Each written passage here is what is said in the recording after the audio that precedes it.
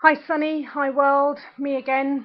Um, just out of the bath, clean, scrubbed, lovely, relaxed, or I was, um, until I had a phone call from my best friend. Um,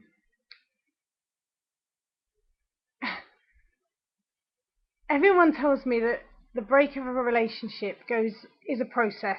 It's a path and a journey you've got to go on. And I have been going on that path and journey, but obviously there has been contacts throughout. So it's been difficult to gauge the full extent of the journey until now. Um, Everyone said I'll have high days, low days, my emotions will be on a roller coaster, I'll be up, I'll be down, and eventually acceptance and hurt, yes, but then eventually anger. And yeah, I'm there. Oh boy, oh boy, oh boy, am I there. I am gonna rant. So, anybody watching this, I am really sorry for this, but I am fucking fuming.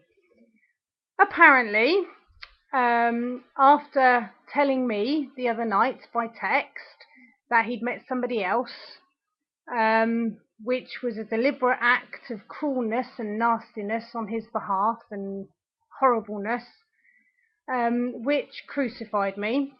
I left it a little bit and I talked to some friends and I finally stopped crying and being sick.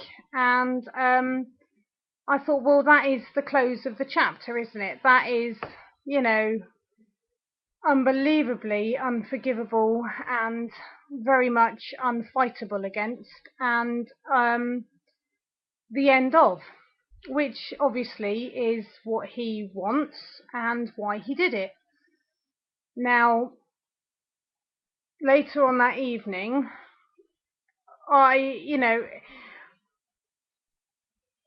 talking about it and thinking a little bit more rationally once I'd calmed down just a tad,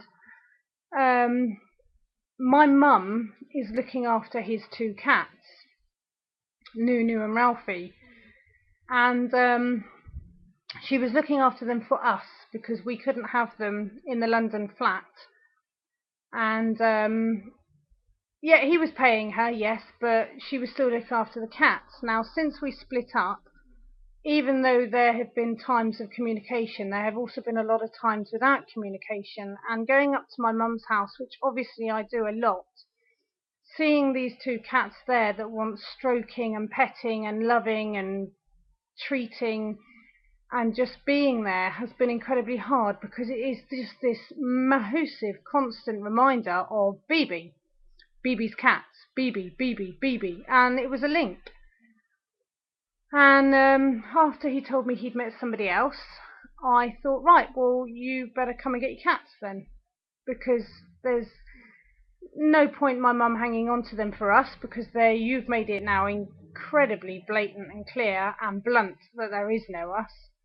So I texted him and I said, I think it's time you arrange to get your cats. You know, it's not immediate. I'm not bundling them into the car and going to drop them off at your family's now. I'm not doing anything drastic, but it's time for you to get your cats. And I also tried to say that this wasn't a revenge thing. This wasn't out of spite and bitchiness back. This was just the fact that it is so over and so not come back from a ball because you've obviously met somebody else, that the cats have got to go, because it is painful for me to see them all the time. It is painful. It really does kill me to see these two beautiful cats in my mum's house, because they just constantly remind me of him. So I sent the text and I got the typical "you fucking bitch, you evil woman, you're spiteful."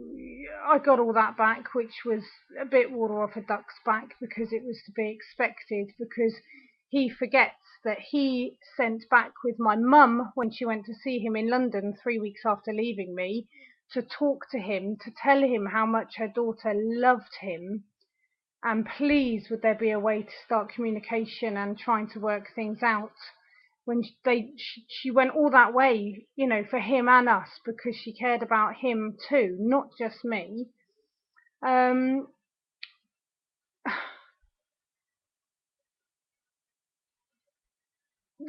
I've lost my train of thought because I'm so angry right now. But anyway, the cats were being looked after by my mum for us.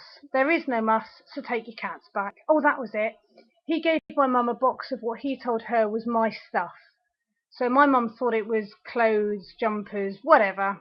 Anyway, she came home and I opened the box and it was every personal item, love letter, trinket, souvenir, teddy bear, handwritten notes, anything personal, anything to do with the love I had felt for him, which had prompted me to buy a teddy bear, give him a note, send a card, because I was always sending things to him when we were apart and I was in Devon. Not split up, but apart. I just used to send stuff because I know it used to make him smile and let him know that I loved him and I missed him even though I was in Devon.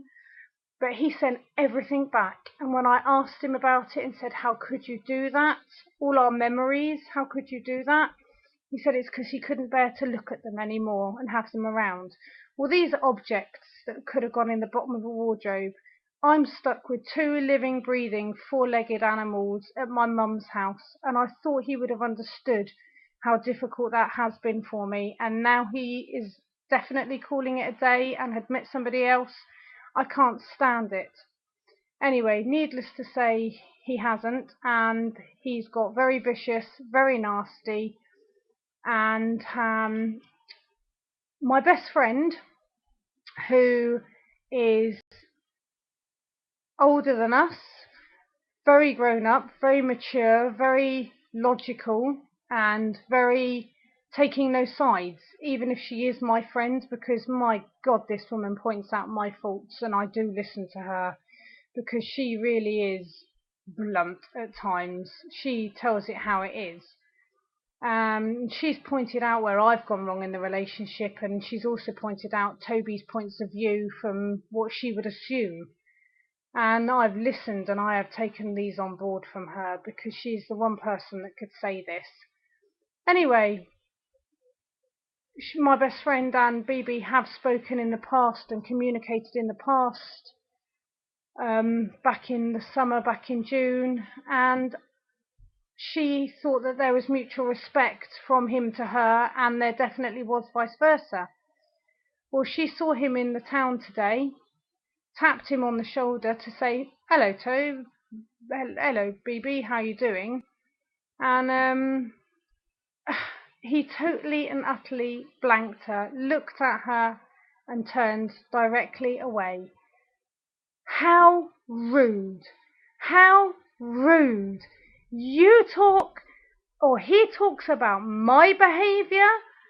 Oh my God, you hypocritical, sanctimonious, high-horsed, up your own arse, condescending, belittling, righteous, holier than thou, son of a bitch! How dare you do that to somebody who totally has nothing against you and has in fact helped you before? And then to top it all off, he sends her a text message, apparently, saying, Megan is a lost cause, I don't love her anymore. Have a happy Christmas. Oh my God, I'm a lost cause. I was a lost cause when I fell in love with you. That was the problem. He doesn't realise that. He is so childish and immature and stubborn and hard-willed, and when I'm done, I'm done. It's almost caveman mentality, that he could not even concede to possibly do the grown-up adult thing and talk to me. Talk. No drama. Meet somewhere public and talk.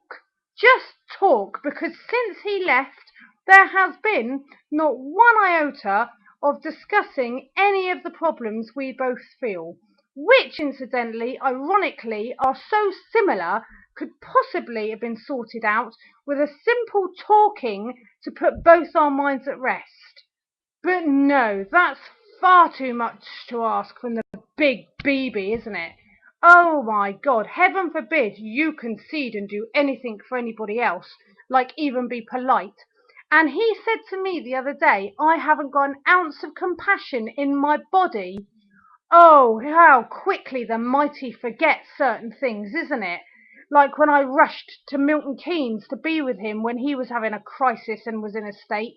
That's compassion, that's love, and there are lots of other times. In June, when I actually left him because I couldn't take it anymore at that stage, when I left him and he rang both my phones, trying desperately to get hold of me, and wouldn't stop and wouldn't stop and wouldn't stop, and bugged and begged me, which is what he's complaining that I've done for the last 3 months. Oh, you forget that I thought, okay then, Megan, before you call time on any relationship, maybe you should talk to him, give him another chance, listen to what he has to say. So I backed down and I, out of compassion, thought, right, okay, let's hear it. And I had him back. But oh no, it's not the same in return, is it? One rule for one rule for a bloody another. Oh my God, I'm so angry. I would more than swing for him right now. I have not wanted to slag him off. I have never slagged him off. Now I'm angry. Maybe this is the turning point for me, because I am furious. I can't even get my words out straight. I'm so angry. How dare you?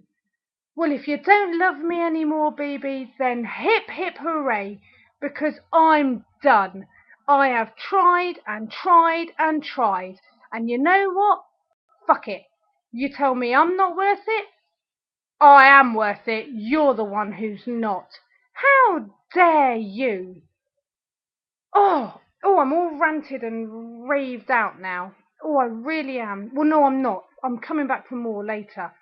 I really am. I'm going to rant and get all this out of me because, I'm cross. I'm so cross. Oh, God, I'm this close to hating him. This close to hating him. Oh, rude, contradictory, condescending, arrogant, selfish, big-headed twat. Because that's what you are. Oh, God. You're also blind. Cheated on you. Christ, I tell you now if I bloody had a done. Lied about money. Give over, for Christ's sake. I've been sending you money. Oh, God, I wish I could tell him I cheated on him because I'd love to get my bloody own back now. But the really sad thing is, I did love him. I really did love him. And he couldn't see it, could he? He couldn't just accept the fact that I did. God, no, not even in the end, not even on the weekend in London. What a waste of time and money that was. God, I've been such an idiot. Such an idiot. Such a damn idiot. God, and it is so sad that I loved a man like this so much. It is so sad that I could have been with somebody whose true colours come through like this time and time again. Because believe it or not, this is not the first time he's been like this. Oh my God, I'm foaming at the mouth almost. You shit. You fucking shit. Broke my heart and then had salt on the bloody wound as well. Anyway, I'm going. There's my phone, and it will be a friend or somebody who loves me. So, I'm angry, people. Bloody angry. And he can go shove it. Speak to you soon. Bye.